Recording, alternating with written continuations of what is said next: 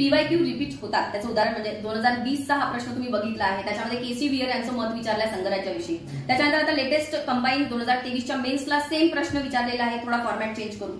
आणि आता त्याच धर्तीवरती मी सारथी 1च्या टेस्टला पोरांना ट्रिक्स दिलेल्या आहेत याच्यावरती.